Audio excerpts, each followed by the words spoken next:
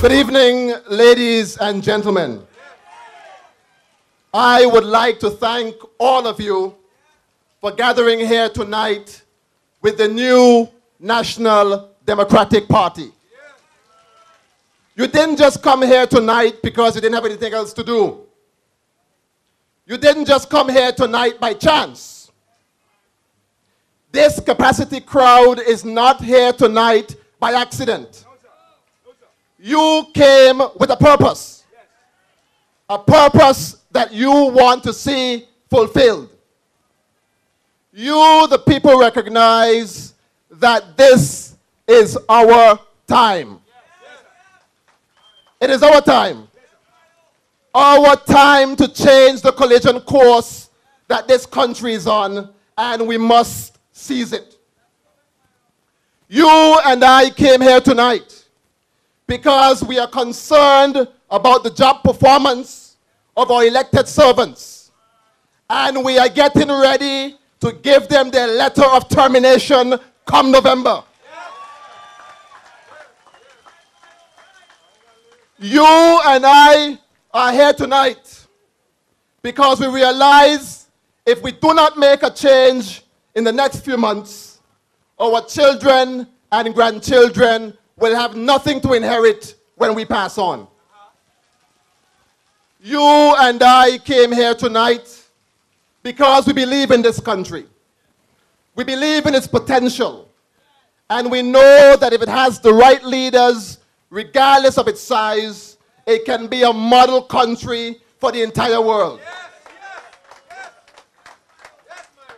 Tonight, this auspicious occasion is an indication of your support for the new National Democratic Party. It is a proclamation that you believe that the new National Democratic Party has the right vision, the right leaders with the right hearts to turn this country around to make life better and richer and fuller for the people of these islands. I would like to take this opportunity to say a pleasant good evening to those persons listening to us by radio, television, and the internet. We are indeed very humbled that you took the time to listen to us. I would also like to say a special good evening to the residents of our sister islands of Virgin Gorda, Anegada, and Just Van Dyke. My friends, today our territory is coping with some of the most challenging times in recent memory. Our economy, from all indications, is struggling. Our healthcare system is in shambles. Our infrastructure is on the brink of collapse. 21% of our residents are living below the poverty line.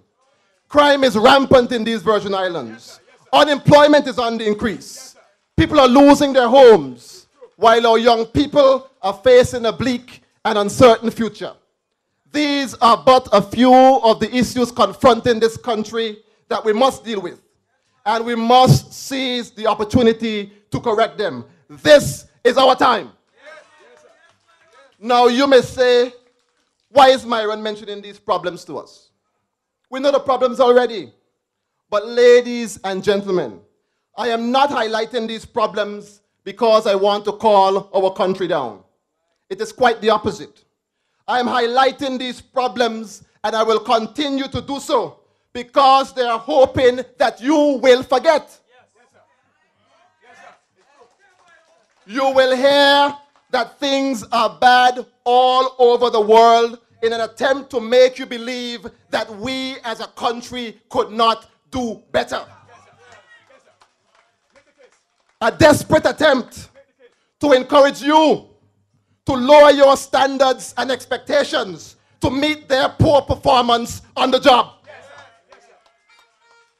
We cannot allow this to happen, or else we'll make the same mistake again. Things will not change unless we change them. This is our time to change things.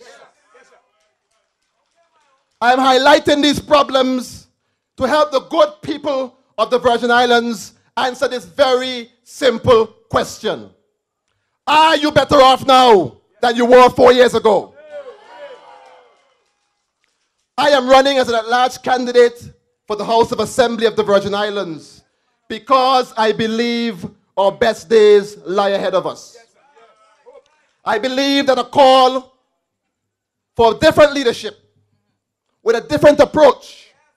I believe that the call for leadership, good leadership, that is made of sterner stuff, it's louder than it has ever been in the political history of these islands.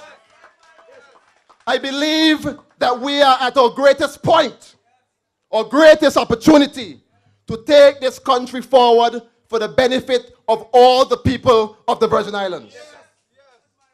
I believe that we owe it to our beloved territory to answer to that call, and that is exactly why I am here tonight.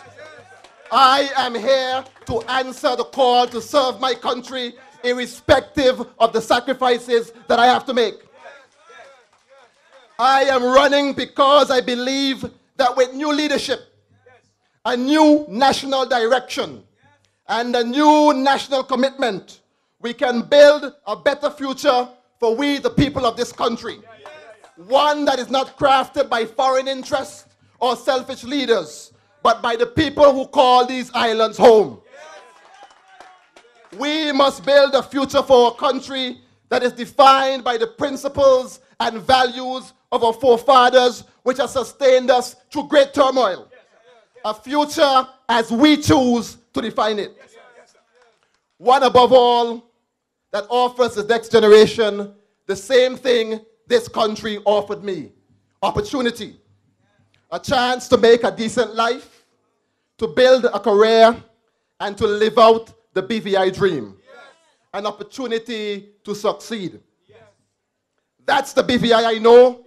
That's the BVI I still believe in. That's the BVI that we must rebuild. Tonight we are here to start a new chapter in the lives of our people. We are here to restore hope to a concerned people. We are here to seize this moment of opportunity to put our beloved country back on course. I ask you tonight to take a journey with me for the next few minutes. A journey that I hope will restore comfort and confidence to your spirits. I want you to consider a better life for our youths in these Virgin Islands. A life where our young people become the present and stop being referred to as the future.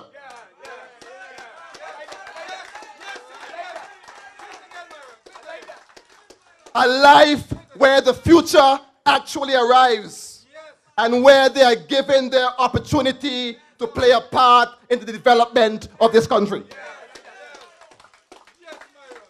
One where the government will ensure that we re-establish the National Youth Council so that our young people will have a say in the country that they will inherit.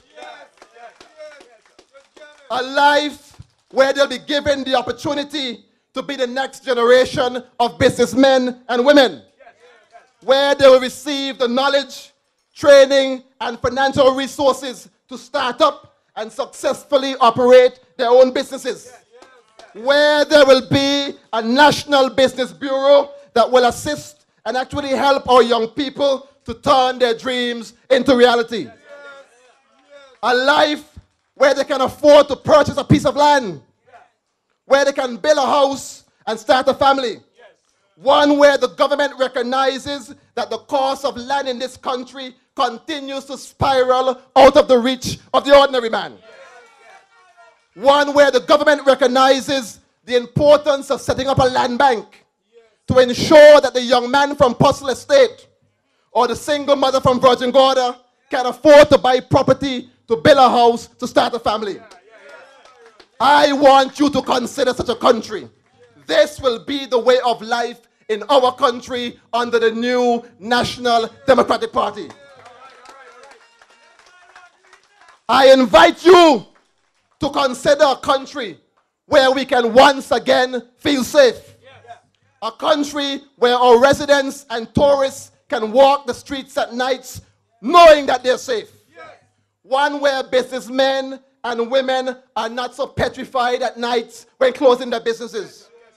A country where the government takes an active role in the reduction of crime, where a long-term crime reduction policy is put in place, and where the police department is given all the resources and training that they need to combat crime. One where the government works along with other community partners to implement early intervention programs, along with rehabilitation programs for our citizens who end up at Balsam Gut. Yes, those young men and women, and some old ones too, are also part of this community. A country where the days of prisoners sitting down at Balsam Gut, just eating 3 square meals and waiting for their sentence to pass is over. A country where a mandatory secondary diploma program will be set up in the prison so that those without a diploma can obtain one.